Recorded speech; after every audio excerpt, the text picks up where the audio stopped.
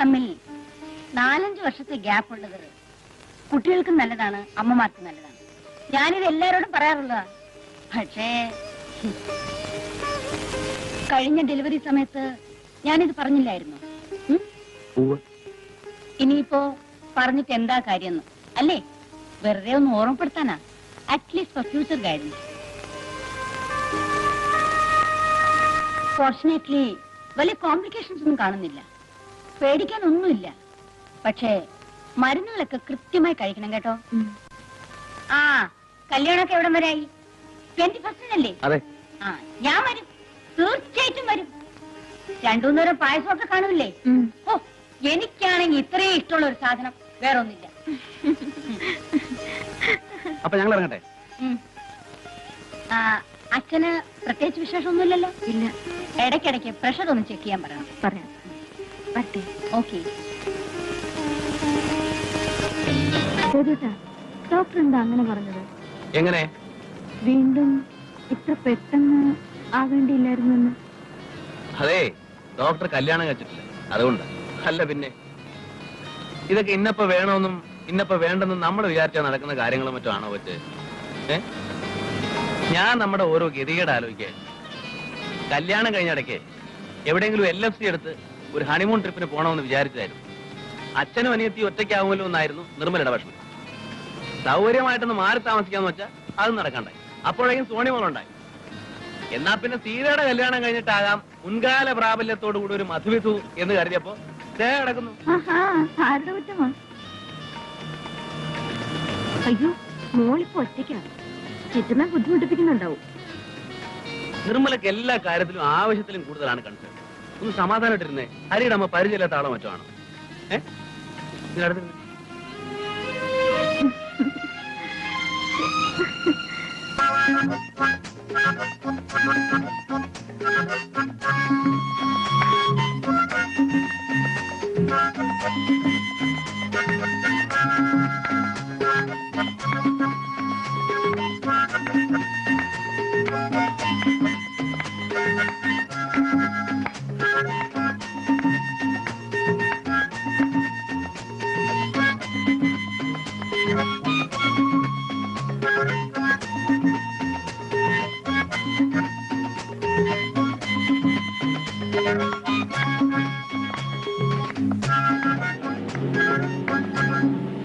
അമ്മയച്ഛനും വന്നു.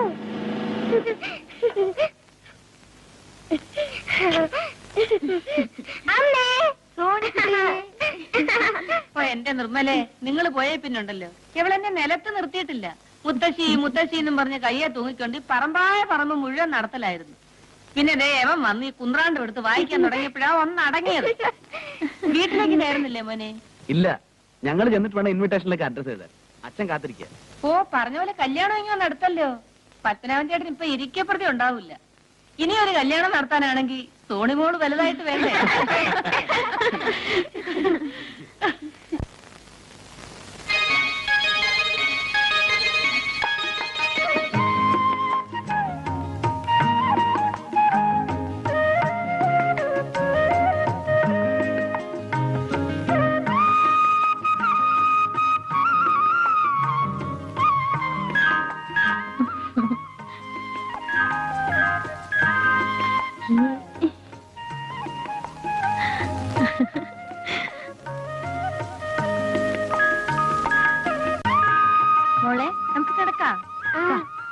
സോണിക്കുട്ടി അച്ഛന്റെ അടുത്താണോ കിടക്കുന്നേ, അമ്മയുടെ അടുത്താണോ കിടക്കുന്നേ?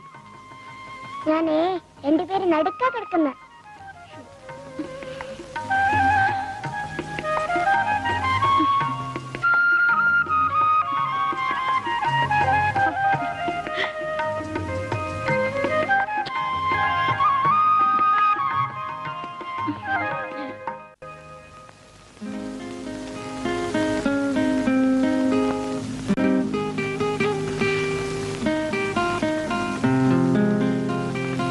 ഇവനൊരു നാണോ ഇല്ലല്ലോ എന്നാ ഞാൻ ആലോചിക്കുന്നത്. അല്ല, കല്യാണത്തിന് ഇനി ഇത്രയും ദിവസങ്ങളേ ഉള്ളൂ. കല്യാണ പെണ്ണിന്റെ വീട്ടിൽ എപ്പോഴും എങ്ങനെ ഇടിച്ച് കയറുകയെന്ന് വെച്ചാൽ ആ നാണക്കേടെ ഞാനങ്ങ് സഹിച്ചു. ഇല്ലേ മോളെ? പിന്നെ നന്ദു വന്നത് ഏതായാലും നന്നായി. ഞാൻ അങ്ങോട്ട് ഫോൺ ചെയ്യാനിരിക്കുകയായിരുന്നു. എന്താ?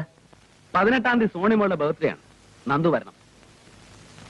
21-ാം തീയതി കല്യാണമാണെന്ന് കരുതി ഡെലിക്കസി ഒന്നും വേണ്ട.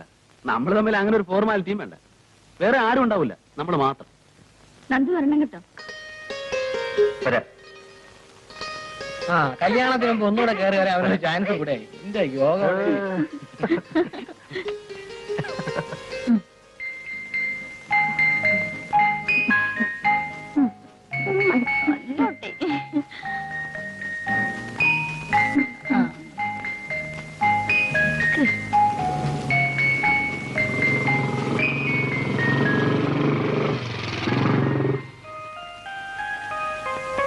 നന്ദു എത്തിയല്ലോ.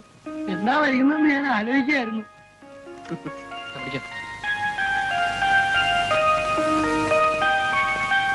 കേട്ടോ സംഭവമൊക്കെ റെഡിയാണല്ലോ. പിന്നെ hi, happy birthday Sonimon. Thank you uncle.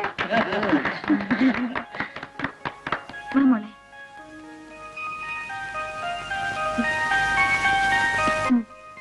ഊതു ഊതു.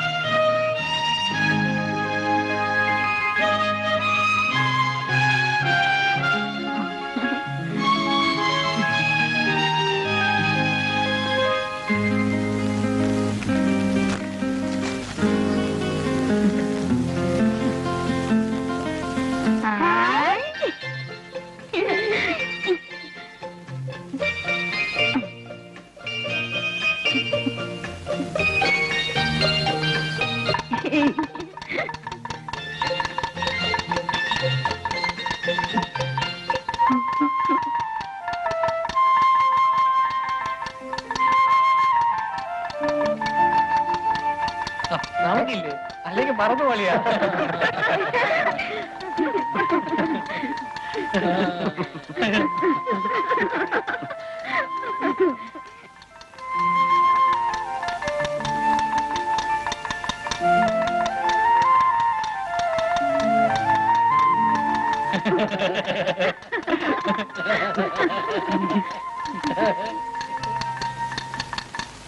Uncle ഇതൊന്ന് വായിച്ചു. ഞാൻ വായിക്കാം, മോളിരി.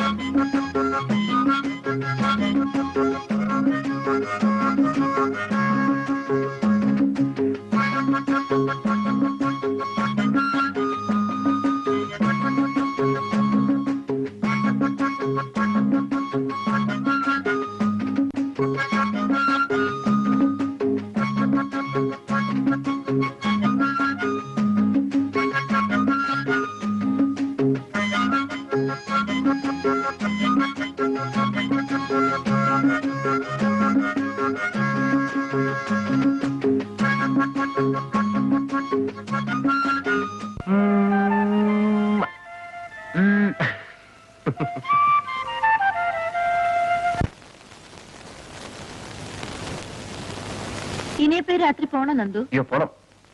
നമുക്ക് ഇവിടെ കൂടെ വേണോ നന്ദു? അത് പറ്റില്ല. കല്യാണത്തിന് ഇനി 3 ദിവസമല്ലേ ഉള്ളൂ. അവിടെ ആൾക്കാരൊക്കെ എത്തുമല്ലോ. അവിടെ ചെന്നിട്ട് കുറെ അറേഞ്ച്മെന്റ്സ് ചെയ്യാനുള്ളതാണ്. എന്നാ ചെല്ലേ, കൂടുതൽ വൈകിക്കണ്ട. നീ വരുന്നില്ലേ? അയ്യോ നല്ലൊരു ദിവസമായിട്ട് ഞാൻ ഇവിടെ ഒന്ന് വയറ് നിറച്ചു എല്ലാം കഴിച്ചിട്ടേ വരുന്നുള്ളൂ. അല്ലേ കേട്ടാ? ഇങ്ങനൊരു സാധനം. അപ്പൊ ശരി, എല്ലാവരോടും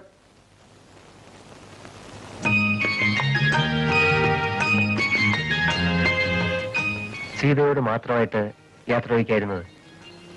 ഇവരെല്ലാം ചുറ്റി നിൽക്കുന്നുണ്ട്. പോട്ടെ പോട്ടെ. ശരി.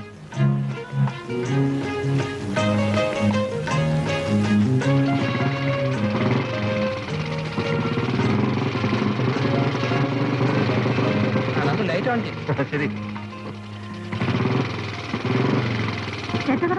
ടാറ്റാ.